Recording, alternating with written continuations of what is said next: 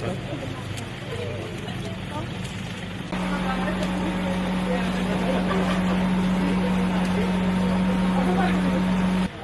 adalah masyarakat yang sekitar di sini kita harus usulkan, kita sampaikan ke sosial, segera dibuat tempat pengungsian dengan persetujuan dari Rejil, Camat, dan Kapolsek, agar mereka ini malam ini jangan ada di sekitar lokasi longsor ini.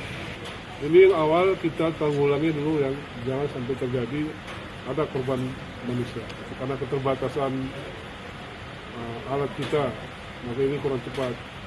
Karena malam ini dari sore ada beberapa titik longsor. Kami tetap memohon bantuan dan perhatian terutama dari pusat, bantuan alat berat. Ini terus kami sampaikan.